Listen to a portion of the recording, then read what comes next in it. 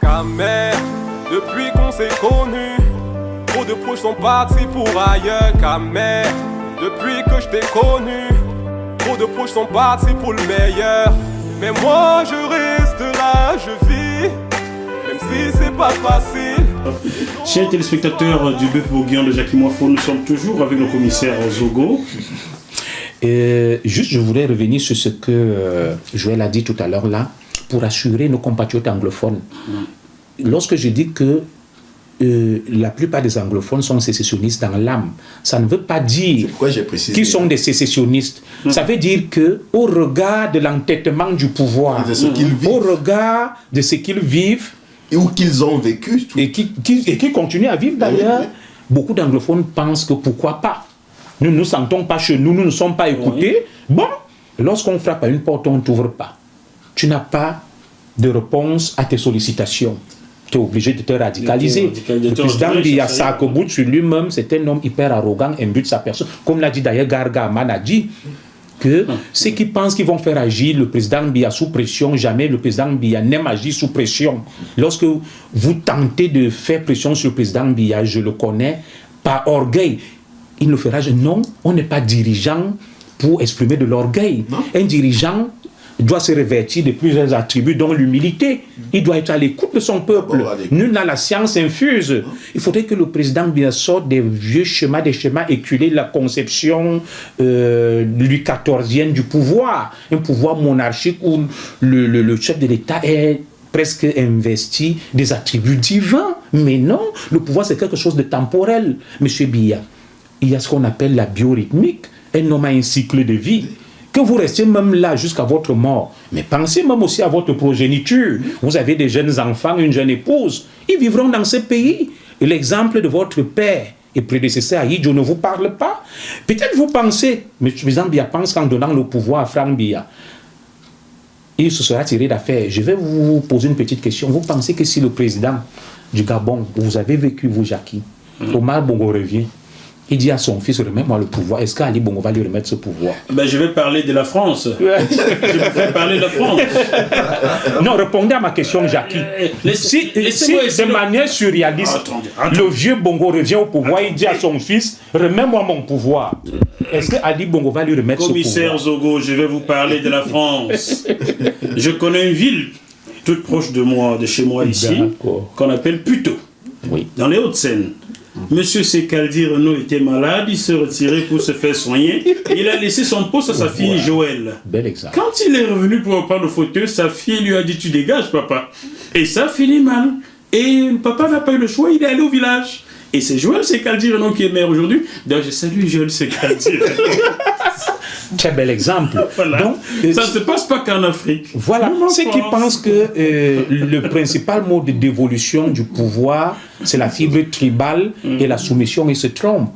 D'ailleurs, ceux qui peuvent paraître comme des ennemis qui disent la vérité, dire la vérité n'est pas synonyme d'être l'ennemi de quelqu'un. Non. Voilà. J'ai au moins le mérite de dire au président Biya, parce que, est-ce que tu as lu Le Prince de Machiavel? Non, pas encore. Voilà. Le prince a échoué parce qu'il s'est entouré de courtisans. Et des courtisans qui lui disent que ce qu'il veut entendre. Exactement ce qui se passe. Si tu n'as que des amis qui te disent que ce que tu veux entendre, ce ne sont pas des amis, ce sont des courtisans. D'accord. Et le président Biya n'est entouré que de courtisans. Ceux qui lui disent la vérité, je n'attends rien d'eux pour le moment. Je ne veux pas de poste. Je veux pas... Vous en avez déjà un en France. Enfin, j'ai quelque chose qui me permet de nourrir ma famille et de vivre. Voilà. Donc, au moins, je ne ferai pas comme notre ami Issa Chiroma Bakari, qui hier était putschiste. Mais aujourd'hui, il demande carrément le taux d'affaires des anglophones, alors que nous tous, nous savons que M. Issa Chiroma Bakari était parmi les putschistes du 6 avril. Si on lui avait appliqué à lui ce griot, ce rigolo là, excusez-moi, je ne l'insulte pas. Sans rentrer dans la meilleure, c'est que la dernière fois il a dit explicitement que Paul Biya n'est pas sanguinaire parce qu'il en est la preuve vivante. Donc, il faut faire gaffe à la manière dont ces gens s'approprient et comment ils savent retourner des situations. Mais où on lui a présenté toujours le même... c'est pas l'objet de notre débat, monsieur Issa Chiroma Bakari qui...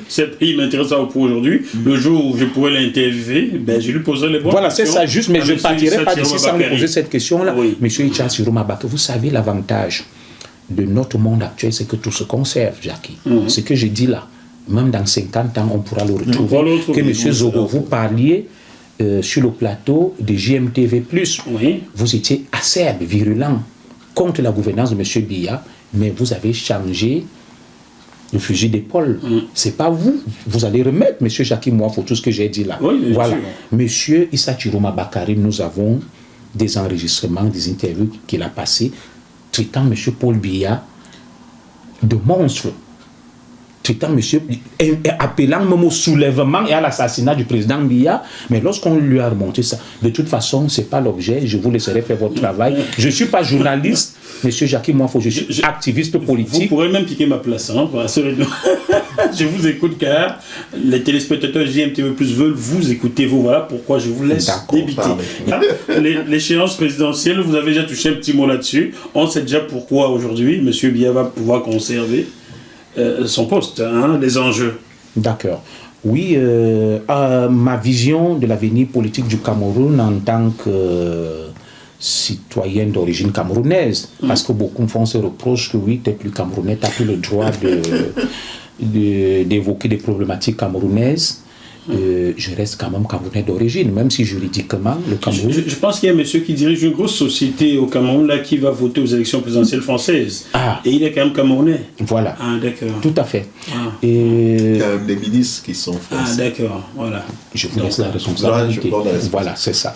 De toute façon, quelle est ma lecture de l'avenir politique du Cameroun qui, bien évidemment, rien ne se jouera en 2018, comme vous le savez tous, sauf... mort naturelle et soudaine, ce que je ne souhaite pas du président Biya. Le président Biya, je ne le vois pas en train de ne pas briguer un nouveau mandat en 2018 au regard de tous les signaux qui sont donnés. Tout est mis en place déjà pour préparer l'opinion. Qui briguera l'ombre de Paul Biya ou Paul Biya? Voilà. Une éventuelle candidature du président Biya. Le président Biya a certainement mis en place une stratégie et comme il a dit, à tous ceux qui souhaitent ma mort, je leur donne rendez-vous dans une vingtaine d'années. Nous étions en quelle année, Jackie Mouafo? Nous étions, je crois, en 2000, au début des années 2000. Hein, voilà, c'est ça. Quand on parlait de sa mort, oui. Voilà. 2004, je crois. Oui, par là, ça fait... Voilà, 2004, j'étais à l'école police sortie 2004. Mais ça fait plus de 10 ans. Il a dit une vingtaine d'années. Oui. Est-ce que le quorum est atteint? Pas encore. Voilà, c'est ça. Le président Biya est un homme, comme l'a dit Mongo Betty, qui s'intéresse au pouvoir pour son côté prestigieux et fastueux. Biya ne s'intéresse au pouvoir que pour les avantages liés au pouvoir. Il aime jouir du pouvoir. Voilà. Et dans une seconde mesure, la gouvernance du président Biya a été si chaotique avec M. Biya traîne un loup passif et il en est conscient de toute la machine répressive qui a été mise en place, des Camerounais qui ont perdu leur vie. Et d'ailleurs, le président Marafa l'a dit, le président Biya a peur d'être victime du système qu'il a lui-même mis en place. C'est pour ça que le célèbre prisonnier politique Marafat, Hamidou Yahya, dans une célèbre interview, l'a déclaré que le président Biya est conscient qu'il peut être victime du système qu'il a lui-même mis en place. C'est pour ça qu'il ne lâchera jamais le pouvoir. Voilà. Et que le code électoral que nous avons conçu, Marafa l'a dit dans son livre, Le choix de l'action, que personne, même pas un candidat du RDPC contre Biya, ne peut battre Paul Biya à une élection parce que la machine est faite pour faire gagner le président Paul Biya. Donc pour moi, il n'y a aucun enjeu en 2018, sauf mort naturelle du Dieu entre guillemets avec petit d. Voilà. Ce que nous ne souhaitons pas en tant qu'être humain, nous ne pouvons pas souhaiter la mort de notre être humain, ce qui est déjà même antinomique par rapport à notre culture. Voilà. L'avenir du Cameroun, pour moi, se fera après, sans doute, une déchéance physique du président Paul Biya. Parce que, telles que les choses sont parties, il y a des opposants. J'en ai discuté avec beaucoup qui sont venus me rencontrer, qui parlent d'une candidature unique, notamment le grand frère Limbi Lobé, les Cabral et tout. Je ne suis pas contre la mutualisation des efforts. Mais avant de s'entendre sur l'objectif, il convient, chez moi, le stratège militaire, de s'entendre sur les moyens à utiliser. Voilà. Nous allons en guerre contre telle nation. Nous voulons gagner la guerre. Nous nous donnons quels moyens pour gagner cette guerre-là? Comment peut-on aller dans une bataille avec un terrain miné sans déminer le terrain? Toutes les troupes vont sauter sur les mines. Vous convenez avec moi? Moi, je veux que quelqu'un m'apporte la preuve ici qu'avec le système électoral actuel, c'est vrai, on m'a dit Yaya Jammeh a perdu en Gambie, voilà, où l'ECAM, des membres de l'ECAM, le patron de l'ECAM est membre du comité central du RDPC. Il fait la campagne du RDPC et il souhaite la victoire du RDPC. Et c'est l'organe chargé d'organiser l'élection. Je parle sous ton contrôle. Toi qui es de la société civile. Bien d'autres membres de l'ECAM sont du RDPC ou ont été du RDPC. Tout l'appareil administratif est au service. Voulez-vous dire que le Commonwealth s'est fouvoyé au Cameroun, car l'ECAM a été conçu par le Commonwealth, quelque part, pas les Camerounais, mais avec le contrôle du Commonwealth. C'est ce que je vous ai dit, le monde occidental tombe dans un piège. Je vous ai dit tout à l'heure qu'un pays n'était pas le reflet des valeurs symboles inscrites au fronton de ses édifices publics. Liberté, égalité, fraternité. C'est la pratique au quotidien. Et puis, il faut se méfier, comme même le dire mon ami Aziz Moundé, de l'enfumage, la poudre aux yeux. Voilà, le président Biya est un fin stratège, entre guillemets, c'est un génie politique, entre guillemets, qui veut se donner une image à l'international et maintenant, il met en place des artifices pour plaire à la communauté internationale. Ne soyons pas dupes, ne soyons pas naïfs, ça c'est un jeu de dupes. Le président Biya sait pertinemment que dans cette partie où il est juge, arbitre et acteur, il ne perdra jamais la partie. C'est lui qui siffle la fin de la partie, c'est lui qui siffle les fautes, c'est lui qui organise tout. Dites-moi au regard du fonctionnement actuel de nos institutions, vous imaginez, vous, Jacques Moifo, en tant que Français, mais d'origine camerounaise, le président Biya en train de céder sa place, lui, c'est amoureux du pouvoir, lui qui adore tant le pouvoir et les privilèges liés au pouvoir. Juste de manière caricaturale, on me dit toujours, c'est l'entourage du président Biya, il est responsable de rien. Vous savez ici, celui qui nomme a un pouvoir de contrôle. Le président Biya sait signer les décrets pour nommer, mais il n'assume jamais ce qu'on appelle... moi, j'étais commissaire. Donc, le service préventif. Voilà. Lorsqu'un de mes éléments va commettre une exaction, il y a ce qu'on appelle une feuille de route, un ordre de mission que je lui ai donné. Même si le commissaire n'était pas là, toutes les exactions commises par mes éléments, je les assume. Et c'est moi qu'on sanctionne. Et l'administration fonctionne sur cette base-là.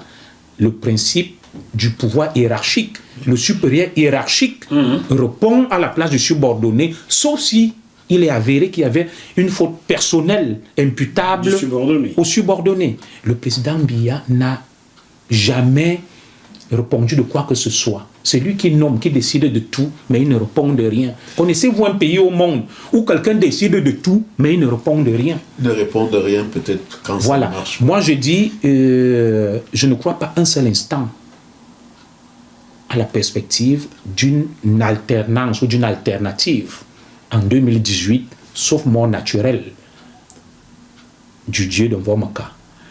Et ceux qui par aventure se risquent à ce jeu, soit connaissant le système, ils sont en mission commandée pour divertir l'opinion, soit ils sont naïfs, soit ils sont suicidaires. Ils veulent se positionner, ou à la limite ils sont suicidaires, c'est ce que j'appelle la naïveté. Est-ce cela qui vous a opposé avec vos camarades du Code, notamment pendant la tournée de Cabral-Libye dernièrement? Parce que j'ai cru entendre qu'il y avait entre vous des incompréhensions qui ont parfois frisé des affrontements. D'accord. C'est l'occasion de nous dire qu'est-ce qui vous a vraiment opposé? D'accord. Moi, je suis opposé à personne. Non, opposé au sens où... Je comprends bien. Ça, c'est pour te taquiner un peu, Joël. Je sais bien de quoi tu veux parler. C'est pour amuser un tout petit peu la galerie. De temps à autre, il faut détendre nos téléspectateurs. Heureusement, bientôt, il va revenir Aurélien pour vous détendre les téléspectateurs. Voilà. On en a vraiment besoin. En réalité, le Code puisqu'il y a plusieurs codes. Oui, Il y a c'est quoi déjà? le collectif d'organisation démocratique ou patriotique des Camerounais de la diaspora. D'accord, il y a 2 codes. Il y a un autre ici à Paris. Je ne vais pas parler de 2 codes. Il y a eu ce qu'on appelle une implosion du code. Bien évidemment, le régime y est passé. Voilà, très fort dans la division. Le code a été infiltré parce que c'est l'une des seules structures qui, sur le plan de l'activisme politique, était carrément au devant de la scène et faisait peur au régime. Donc le code a été infiltré et plusieurs codes sont nés. Maintenant, il y a un code, à notre avis, qui est resté fidèle à son orthodoxie, à sa philosophie. C'est le code de notre ami Brice Nietzsche, qui est le leader de ce code-là, où je suis le secrétaire exécutif, et Emmanuel Kemta, je salue d'ailleurs Brice Nietzsche depuis Londres, Emmanuel Kemta. Emmanuel Kemta à Birmingham. À Birmingham, voilà.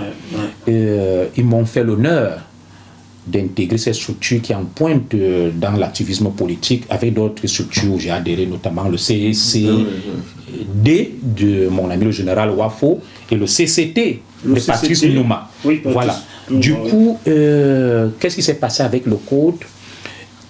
Le compatriote et petit frère, c'est pas par manque de respect que je l'appelle petit frère, c'est un petit frère, Jean Crépin-Niamsi, qui sortait du Canada. Brice me l'a confié. Il me dit, voilà un jeune homme courageux, parce que le code a sa philosophie, nous ne cooptons pas n'importe qui. Des gens veulent y entrer, mais nous verrouillons, justement parce que nous avons peur d'être infiltrés. Exactement. Nous avons trop de sollicitations. La peur, vous avez été infiltré. Voilà, et ça, Jean Crépin donc est arrivé du Canada, il s'est installé en France. Brice Nietzsche, qui est notre leader, me l'a confié, il me dit, observe-nous ce jeune, amène-le vers les autres camarades de la lutte et copte-le pour le code, rends-moi compte, mais mets-le à l'épreuve. Voilà, du coup j'ai observé Jean Crépin. Jean Crépin, par la suite, il y a eu tout ce qui s'est passé. À un moment donné, il a voulu orchestrer, fomenter un coup d'État. Où il m'a dit, nous légalisons le code, je te mets comme président, et je suis le numéro 2, on met Nietzsche de côté parce qu'il ne veut rien faire. Il s'oppose à tout. Nous n'arrivons plus à tisser des alliances. D'ailleurs, il t'a rencontré plusieurs fois. Et je lui ai dit non, moi je ne poignarde pas dans le dos. S'il y a des choses... raconté souvent dans d'autres perspectives, j'ai pas dit... Facilitateur parfois que je peux être pour un certain nombre de petites choses, mais pas dans le cadre... C'était bien de faire le distinguo. Oui, donc, c'est très important. Voilà. Jean Crépin donc a entrepris des manipulations, des tentatives de récupération du code pour des raisons inavouées. Et bien évidemment, je lui ai opposé une fin de non-recevoir. Et là où le bas blesse, il faudrait que l'ami Cabral le comprenne. Jean Crépin m'appelle, il me dit, voilà, à la suite d'une réunion que nous tenons avec la plateforme des associations en pointe dans la lutte, Jean Crépin tient des propos à la limite irrévérencieux, et c'est quelqu'un en fait qui pète les plombs tout le temps. Il a été retoqué, il est parti de là, il a dit, il a manipulé Brice Nietzsche, il lui a fait comprendre que le code voulait être légalisé par le général Wafo à l'ambassade. Il a rencontré les services secrets, il travaille dessus. Est-ce qu'on ne peut pas lui permettre donc d'anticiper, d'aller le légaliser pour contourner ça? Brice lui a dit, dans ce cas, je te donne l'ordre, mais va voir ton chef à Paris. Vous le faites ensemble. C'est lui qui doit t'amener, légaliser le code, et c'est lui le responsable. Tu te mets comme secrétaire général de l'antenne du code en France. Jean Crépin revient, il tourne, il va dire à Brice, j'essaie d'appeler le commissaire, je n'arrive pas à l'avoir. Et vu l'urgence, il faut que je fasse quelque chose. Brice lui dit, d'accord, va donc déposer, mais tu mets son nom comme ton chef. Jean Crépin allé, il a déposé le statut du code, il s'est autoproclamé comme leader. Il a manipulé Brice. Lorsque j'ai découvert l'entourloupe, il y a eu une très forte tension. Non, moi, la tension, moi je voulais en venir. Mais j'en viens avec Cabral. J'en viens dans les divergences qui sont apparues dans votre... Parce que le temps qui nous intéresse, dans la vision qui s'est dégagée, que tu as... Tout à fait. J'en viens, tu sais pourquoi je reviens sur cet antécédent. Il va te permettre de comprendre pourquoi on arrive à la brouille maintenant, de manière synthétique, puisque le temps qui nous est imparti est assez court. Jean Crépin donc m'annonce l'arrivée de Cabral. Il me dit, le code va soutenir Cabral. Je lui dis, non, tu n'es pas le responsable du code. Est-ce que tu as soumis ça à l'appréciation du groupe pour que nous stations sur ça? Il dit, je n'ai pas besoin du groupe. Je lui dis non. Il veut changer bien, mais il veut garder la structure. Dans le code, tu es le dernier qu'on a coopté et les décisions ne peuvent pas être prises par toi. Et nous avons une philosophie, lorsqu'il y a un problème important, nous nous asseyons et nous votons. Soumettons ça au vote. Il est parti. Il allait dire à Cabral que non, j'ai légalisé un code qui porte mon nom. Le code te soutient. Il lui a présenté les papiers où il s'est autoproclamé comme leader. Et c'est donc là où nous avons décidé de l'exclure du code. Ce n'est pas parce que nous étions contre Cabral. Non. Et nous avons donc demandé à Cabral que s'il veut solliciter le code, qu'il passe par les instances dirigeantes et légitimes du code, ce qu'il n'a pas fait. Il s'est attaché les services de Jean Crépin-Yamsi qui représentent son code à lui tout seul. Donc je vais m'arrêter là. Pour cette arrivée de Cabral Libye à Paris, j'ai été sollicité par son équipe, mais avant son équipe, j'avais été sollicité par Gaston Kelman pour le recevoir. Alors, je me suis référé à Brice Nietzsche pour comprendre s'il était de ce code qui soutenait Cabral Libye, et Brice m'a dit non. Je suis étonné des noms que vous me citez là. L'aîné Gaston Kelman. Gaston Kelman m'a... J'ai eu un affrontement avec Gaston Kelman sur Diaf TV, mon ami Ngassa. Ce qui nous intéresse, pour être honnête, ce qui nous intéresse, c'est la traduction politique des divergences que vous pouvez avoir. Et c'est pourquoi j'ai cru percevoir dans l'explication que vous avez donnée de votre perception du pouvoir, de la gouvernance politique, que, en fait, derrière ce que j'ai perçu comme des querelles internes au code, il y avait des visions qui s'opposaient. Tout à fait. Et que vous arrivez à clarifier là. Et c'est ça, c'est en fait... Des visions ne s'opposent pas. Joël, déjà, si je reviens sur l'épisode de Gaston Kelman qui m'a dit « n'est pas normal que quelqu'un s'oppose au président Biya. Il est le meilleur des présidents. » Je suis étonné que l'aîné Gaston Kelman soutienne quelqu'un pour challenger Paul Biya. Peut-être comme ils sont tous bassins. Mais je suis étonné. Il a tiré sur moi à boulet rouge. Donc Gaston Kelman pouvait demander qu'on passe la parole à des gens qui veulent challenger Paul Biya, alors qu'il m'a crucifié. Il m'a crucifié parce que je m'opposais à Paul Biya. Il faut savoir que par la suite, Cabral Libye lui a fait faux bon. Ah, d'accord. Donc Cabral Libye a fait faux bon à Gaston Kelman, et c'est quelqu'un de son équipe, de l'équipe Cabral Libye, qui m'envoie un email pour me demander est-ce que je peux recevoir Cabral. Je reviens pour recadrer. Toi, tu as une vision beaucoup plus pragmatique de ce que peut être le changement au Cameroun, et tu n'as pas voulu être embarqué dans une aventure hasardeuse et personnelle. C'est ce que j'arrive à traduire. Tout à fait. Par rapport à ceux qui en ont fait, qui font un culte de la personnalité et qui pensent que l'alternance au Cameroun se réduira à ce qu'on appellera l'enthousiasme au sens trivial du terme. Tout à fait. C'est en fait ça que j'ai voulu. C'est là où j'ai voulu... Mais tout à fait. En fait, au-delà de la différence de vision, je ne sais pas si... c'est pas une vision vraiment avilissante ou plutôt méprisante de mes camarades et collègues. Parce qu'une vision, c'est un projet bien structuré, quelque chose de mûri. Moi, je parlerais plutôt de tentative de positionnement et de l'opportunisme. Voilà, moi, je ne suis pas un opportuniste. Si je voulais profiter de mon statut, je m'alignerais derrière le RDPC facilement ou derrière n'importe qui. Et moi, je défends des valeurs et je suis constant dans ma lutte. Celui qui incarne ces valeurs, qui me convainc sur la méthode et l'objectif, qui est rassembleur, je m'aligne derrière lui. Je soutiens pas les gens par suivisme ou par opportunisme. C'est ça le problème. C'est pas un problème de vision. Nous avons des camarades de lutte ici qui sont comme des girouettes en fait. Lorsque le vent va à gauche, ils vont à gauche. Savez-vous combien de candidats ils ont soutenus? En 2011, ils m'ont convaincu que non, l'homme idéal c'était tel. Nous sommes allés, il n'a rien fait. Maintenant, l'homme idéal c'est tel. Nous repartirons, ça sera toujours la même chose. Je crains qu'on ne soit des éternels opposants, parce que moi je pense qu'on peut faire autrement. Voilà. J'en ai rencontré quelques-uns de vos amis ici à Paris, ici en France, cela fait 50 ans qu'ils sont opposants. Qui sont opposants. Et je leur ai dit ce jour-là qu'ils parlaient beaucoup et ne posaient pas... À chaque échéance électorale, ils vont s'aligner derrière une personnalité. Je l'ai dit, le Cameroun a besoin d'institutions fortes. Oui. Et tant que ces institutions n'ont pas été adaptées, n'ont pas été rénovées, toilettées, malheureusement, je crains que rien ne bouge. Mais ces institutions fortes, vous ne les aurez pas. Et ceux qui croient au miracle par enthousiasme, ceux qui croient en l'homme providentiel, ben, je vais bien y croire moi aussi, puisque de toute façon, qu'est-ce que j'y gagne à rester en exil? Ma volonté qu'il y ait un changement, que Joël et moi vivions dans un Cameroun où personne, où aucun fils du pays ne craindra pour sa vie ou sa sécurité. J'ai quel intérêt à œuvrer pour le maintien du président Paul Biya au pouvoir ou à m'opposer à quelqu'un qui peut facilement permettre l'alternance ou une alternative? Non, c'est parce que j'estime que c'est une imposture, ça sera un coup d'épée dans l'eau, ça sera des énergies dilapidées en vain, à mon avis.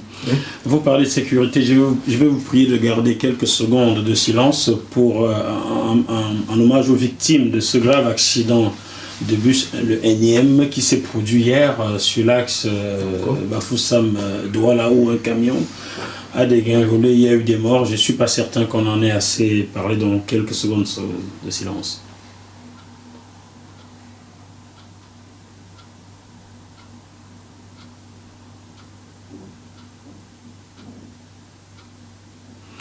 Merci Aurélien.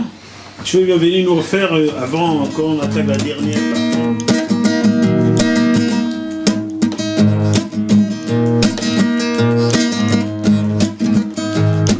Muna nyue mopori no nedia timbi ujene na misa bemba muna nyue no jene nika timbi ujene na misa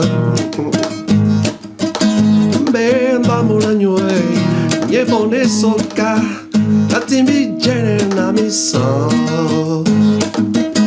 bemba muna nyue nye bonde soka Timbi ujene na bisa, oh, diweli sanende, oh, amuna langa, diweli sanende, oh, ajewele longo, diweli sanende, Jackie Mwafo singa, diweli sanende, commissaire Zogo Nenawa, oh, Niponde Nawa, diweli sanende, oh, Jojo Nenawa. Jackie Ninawa.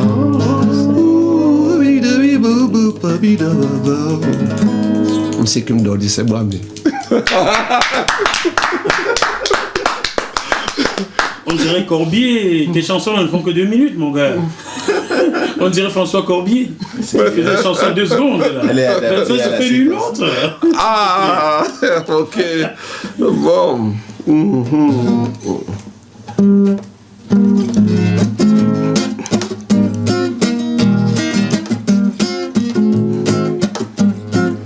Bolobo et dans des senga, ballet. Bolobo et nyende mboa. Sengitemo o malongo. Sengitemo o mapamunyenge. Aboloba bisombe o bino liso senga. Aboloba bisombe bino liso senga.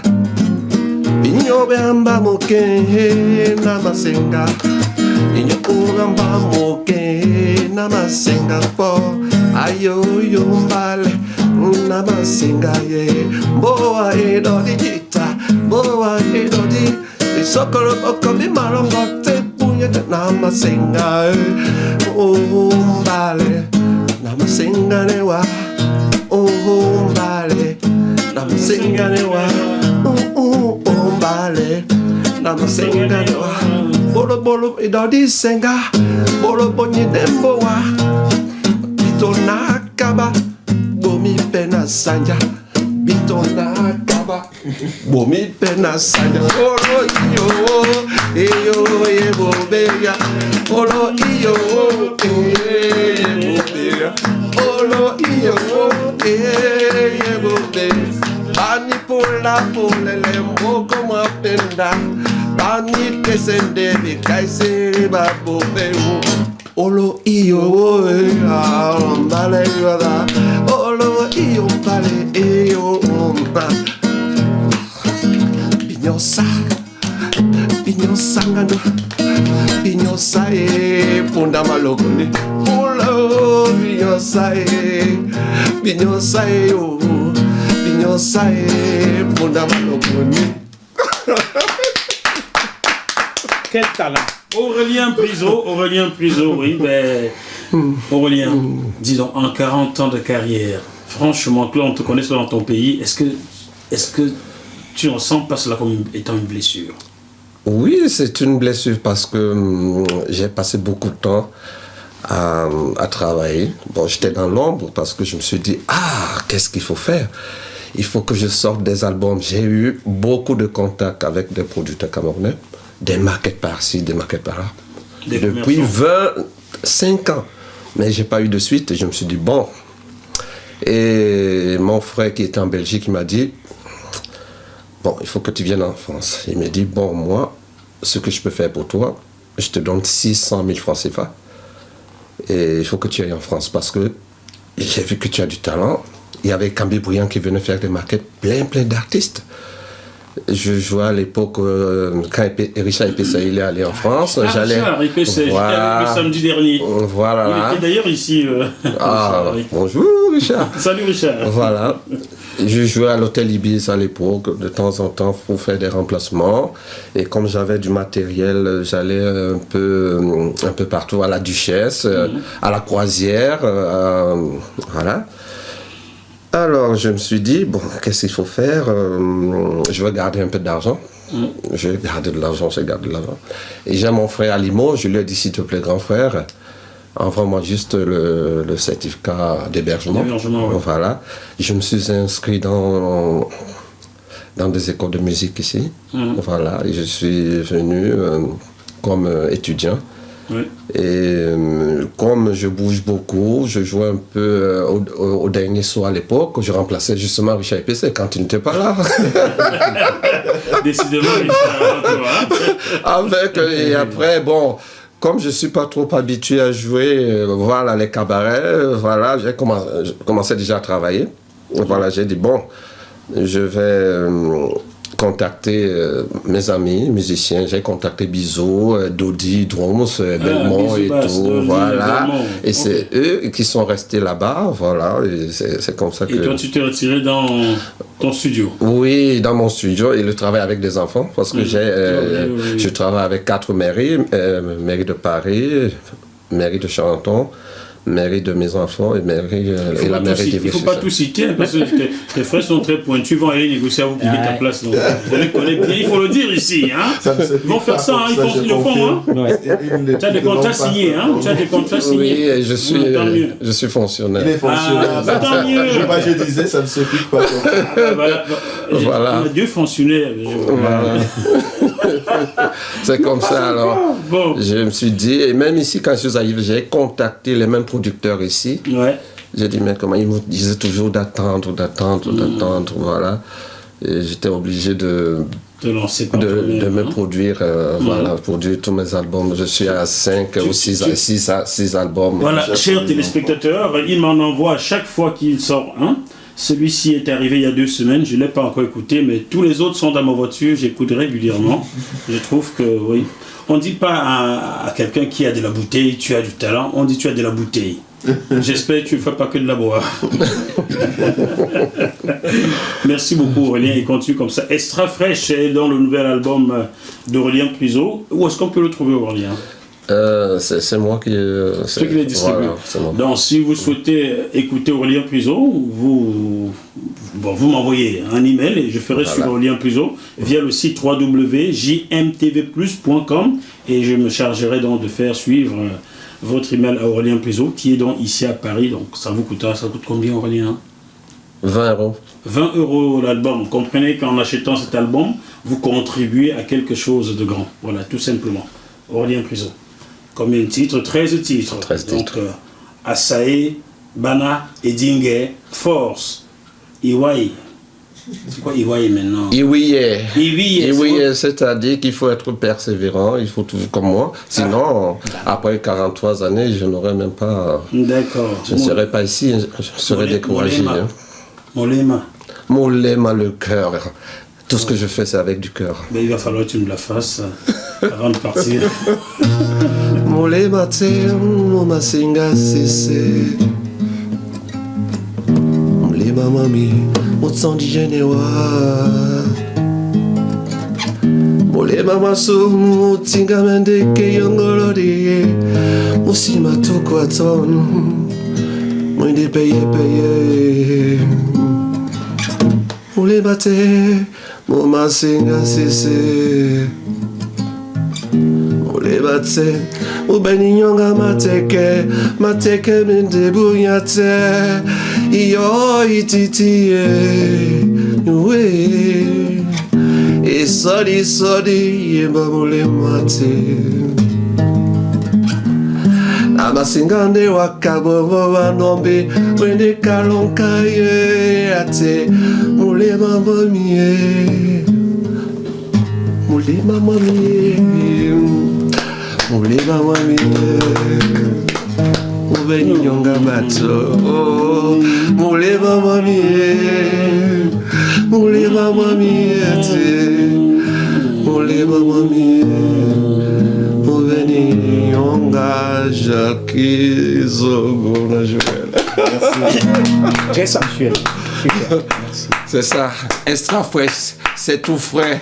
Tout frais, oui. Voilà. Extra frais. Vraiment frais. Et nous venons d'entrer de plein pied dans l'hiver. Oui, c'est déjà ou pas encore? Non, pas encore. Demain, on a déjà 2 degrés, 5 degrés, donc c'est déjà l'hiver pour nous. Alors, c'est extra frais. Pour vous qui aurez bientôt chaud à Douala, à Yaoundé, à Bafoussam, pensez-y pour vous rafraîchir, voilà, tout simplement.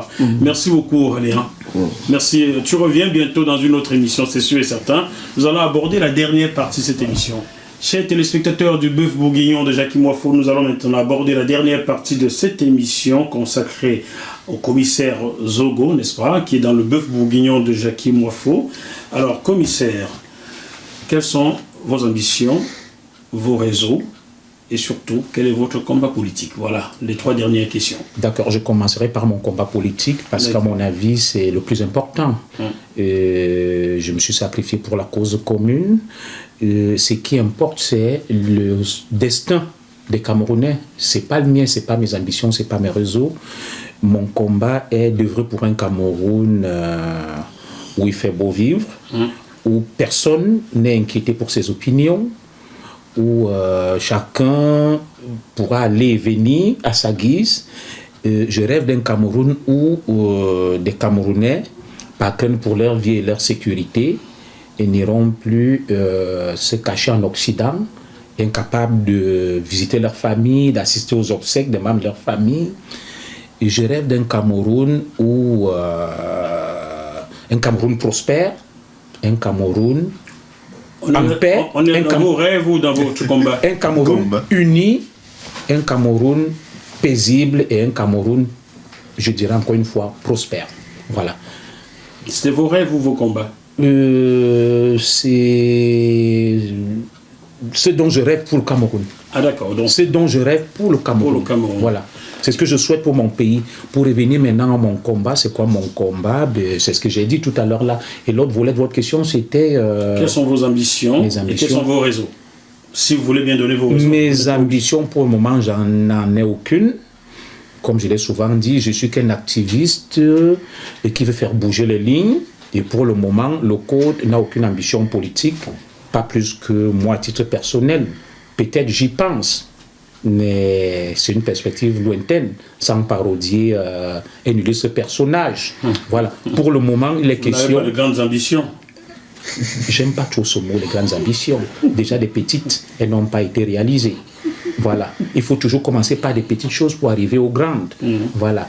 Je ne suis pas un adepte de gouverner par des slogans.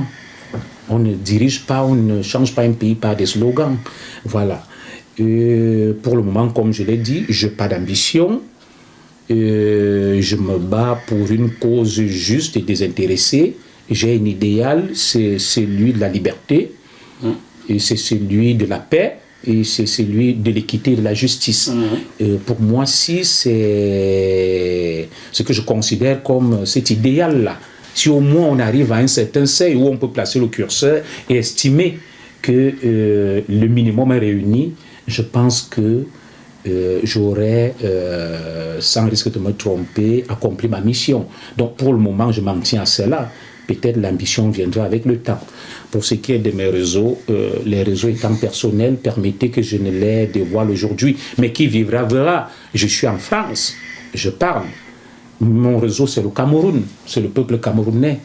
Ce sont des talents, des génies comme Joël et comme toi. Je peux pouvoir compter. Chacun est génie à son niveau. Voilà. Je peux pouvoir m'appuyer sur la volonté populaire et compter sur le peuple comme réseau. Y a-t-il meilleur réseau que le peuple?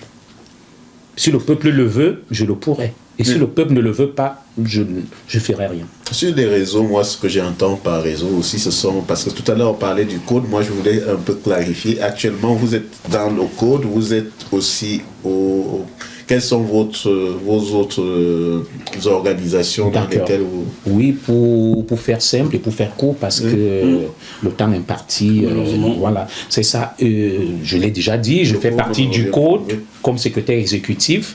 Je suis l'un des pères fondateurs du CCT avec Patrice Nouma-Njana Sémé, que je salue d'ailleurs depuis les États-Unis, là-bas, avec ta permission, Jackie. Bien entendu. Où je suis secrétaire exécutif également du Conseil camerounais de transition et l'un des pères fondateurs. Vous comprenez que mon expertise est très sollicitée. Mais par contre, la différence entre le code et le CCT, c'est que le CCT est une organisation presque paramilitaire qui, en son sein, prône également d'autres méthodes que je ne vais pas citer ici. Voilà, la lutte pour nous, elle passera par autre chose au sein du CCT, avec Patrice Nouma-Njana Sémé. La libération du peuple camerounais passera sans doute par autre chose, et c'est pour le plan B que nous travaillons de ce côté. Alors que le code, c'est davantage pour l'activisme, pour faire pression et mettre sur la table certaines causes que tout le monde redoute. Et notamment, nous avons pu obtenir. Le grand frère Eno Meyomese est passé nous remercier et a estimé que la résonance de notre action du MERIS a été au-delà même des espoirs qu'il plaçait en ses compatriotes. Il n'a pas manqué de nous remercier que c'est une fois l'action du MERIS faite que lui, il pense que c'est ce qui a été déterminant et décisif pour sa libération. Nous continuons à nous battre et puis j'ose croire avec des initiatives comme la tienne, où tu m'as permis, je peux te tutoyer, on se connaît depuis de longues dates, de pouvoir m'exprimer. Ils sont très peu ceux qui me donnent la parole. Du coup, j'ai été très honoré de faire partie de vos invités et je ne peux que saluer cette initiative et t'encourager à continuer, et à mon niveau, je n'hésiterai pas à vous apporter autant que je le pourrai ma modeste contribution pour faire avancer, faire vivre ce média. Chers téléspectateurs, on va aussi essayer de lui suturer quelques centaines d'euros par mois pour faire vivre JMTV+. Voilà. C'est avec beaucoup de plaisir que je le ferai. Avec beaucoup de plaisir. Et permet donc... ils sont là-bas. Voilà, que je salue ma petite famille, voilà, qui me suit à ce moment, ma chère épouse et mes charmants enfants. Et toute la famille du Cameroun, parce qu'ils m'ont dit qu'ils allaient aussi suivre. Rassurez-vous, je ne vous mets pas en danger, je ne citerai pas les noms. Je vous aime de tout cœur, je suis avec vous, je vous salue. Alors Joël, un dernier petit mot à l'endroit des Camerounais. Les Camerounais, ils sont là, hein. Qu'est-ce qu'il faut dire? On était là avec... moi, pourquoi je tenais à rencontrer le commissaire? C'est parce que ça fait un moment qu'on se croise, on s'entrecroise, sans véritablement savoir exactement. Je lui disais une fois au téléphone qu'il m'avait appelé, que je n'avais, moi, à titre personnel, et y compris même comme activiste et comme militant parfois, aucune objection par rapport à ce que faisait le code. Nous sommes plus en complémentarité qu'on ne peut être en opposition. Et je tenais à venir parce que j'ai une certaine estime pour ce qu'il fait. Et aussi parce qu'on partage un ami en commun qui est Michel Bienton, que je salue d'ailleurs. Qui est le correspondant du CL2P au Cameroun, et Michel fait un travail extraordinaire. On en parle. Il nous suit d'ailleurs, il l'a dit. J'espère qu'il va nous suivre et lui dire surtout merci pour tout ce qu'il fait, parce qu'on ne parle pas beaucoup de Michel. Il faut savoir que nos enquêtes au Cameroun, c'est Michel qui les fait, et il risque énormément souvent en faisant des enquêtes approfondies, parce que les gens pensent que le CLDP est juste quelque chose qui, avant de prendre une décision ou d'afficher une personne comme prisonnier politique, on fait des enquêtes, ça prend du temps, et Michel est l'une des personnes au niveau du Cameroun qui fait un travail de professionnel, c'est un journaliste déjà, mais il fait un travail où il risque souvent, comme on dit trivialement, sa peau, et il faut lui dire merci, et j'en profite. C'est pourquoi je suis aussi venu pour dire à travers le commissaire, merci à Michel. Chers téléspectateurs du Bœuf Bourguignon, j'espère que vous avez aimé ce programme, puisque nous sommes certains que c'est le cas, sans être nombriliste ou sans être mégalo. Merci de le partager, parlez-en autour de vous. Retrouvons-nous la semaine prochaine, un peu plus nombreux encore, avec un autre invité politique. Je ne sais pas qui il sera, mais bon, c'est certain, il y aura un autre. D'ici là, essayez, si vous pouvez, de garder la banane, malgré tout. À très bientôt. Au revoir.